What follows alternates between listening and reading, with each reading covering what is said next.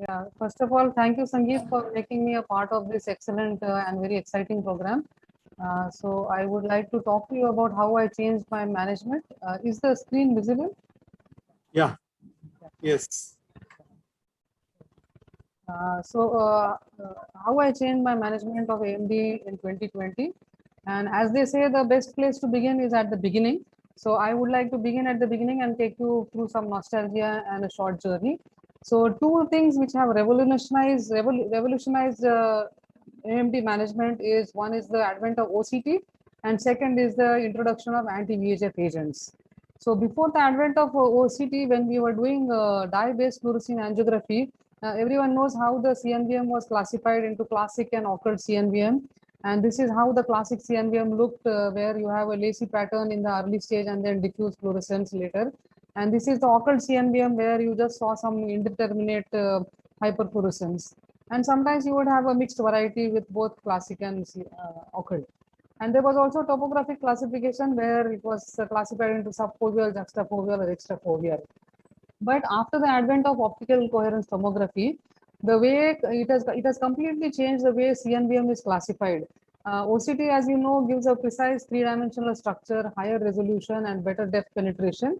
It also gives a precise compartment of the fluid is noted, and the tissue planes are also very clearly seen. Also, it is possible to follow up the patient exactly, very comfortably. The results are tangible. It is objective assessment is possible, and quantification is possible. So now you see that the PED is classified into fibrovascular PED, drusenoid PED, and serous PED, etc., and sometimes a multi-layered PED. Further, the advance to OCT angiography has again helped us in manage the AMD patients. And here now we can see the advantage is that it can detect very early CNVM, such as this, where structural OCT may not show any fluid or thickening, but this OCT angio can reveal some earliest CNVM. This is after treatment. Here also you see a small PED with SRF with early CNVM and good response to treatment. However, disadvantage is that even in scarred or inactive PEDs, it can show a large net and which can be misleading. Second the revolutionary thing was the advent of anti-VEGF injections, and it has radically changed the way we manage AMD. As we know now that repeated injections of anti-VEGF is the gold standard of treatment for AMD, and innumerable trials have been done, and with the insights gained over the past few years, it has led to certain modifications in how AMD is managed nowadays. So the most important change I can say is that we have changed from combination therapy to monotherapy. And previously, when combination was very common with PDT or combination with steroid, now it has been totally shifted to only monotherapy or anti-VEGF. And there were several trials like Focus, Radical, or Mont Blanc, which showed the evidence that monotherapy was superior to combination therapy. The second change which has occurred in AMD management is that we have slowly shifted from fixed dosing regimens such as monthly or bi-monthly or quarterly to more flexible regimens such as PRN or treat and extend or wait and extend, etc. Now, the advantages of these treat and extend and flexible dosing regimen is that it tries to achieve a balance between over treatment and under treatment. So, over treatment can result in unnecessary monitoring visits with injections and possibly increased risk of ocular and systemic adverse events. Under treatment can cause you suboptimal visual outcomes with irreversible vision loss, and a potential long-term implications you have to think about repeated fluctuations in the CRT which can affect the vision ultimately.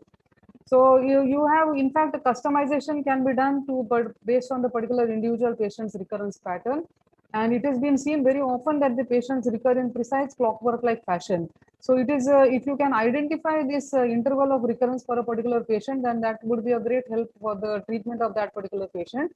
So for example, I will show you this case where you can see this patient after repeated monthly injections, it is now dry. And so the interval at 6 weeks, it is dry. So you increase the interval, maybe you treat this patient and increase the interval to 8 weeks. But at 8 weeks, you see the fluid. So you treat at this stage and reduce the interval to 6 weeks. At 6 weeks, the OCT is dry. So you increase the interval to 8 weeks. But at 8 weeks, again, there is fluid.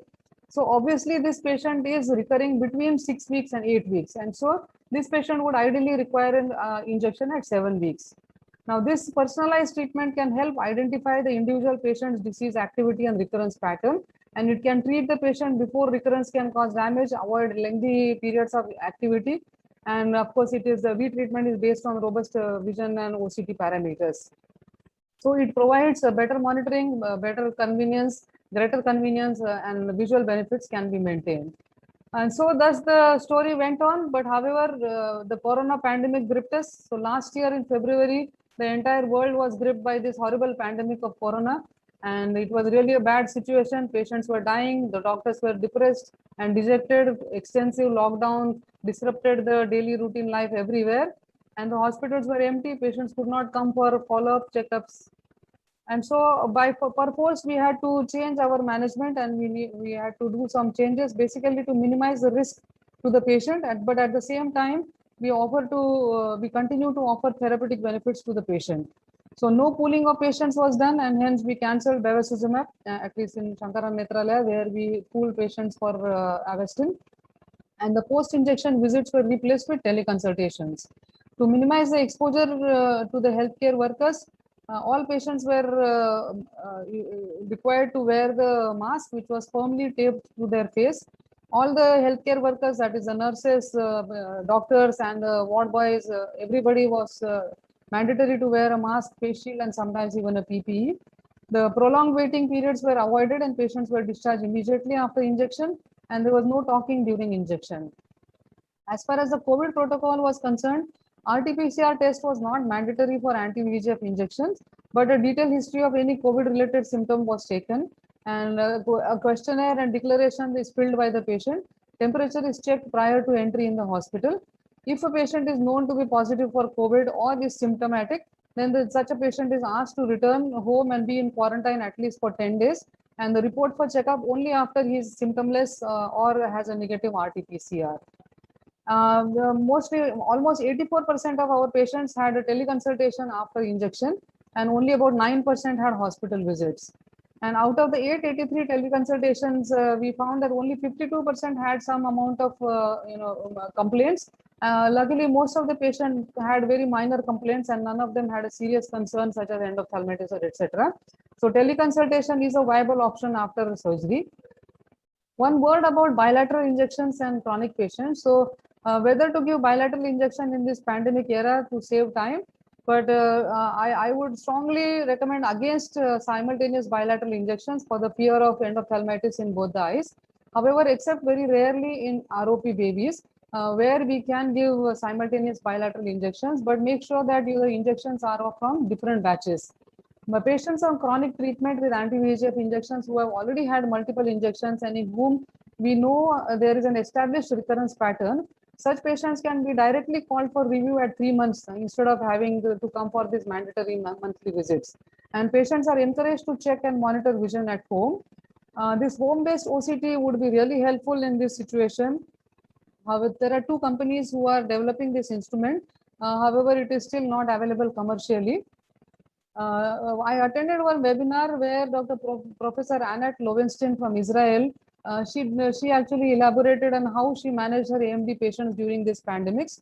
And basically, they identified patients who were in need of more urgent therapy.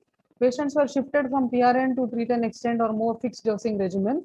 No OCT was done, and all these patients were given injections at home, at the patient's home by the resident doctor with the help of a mobile eye unit.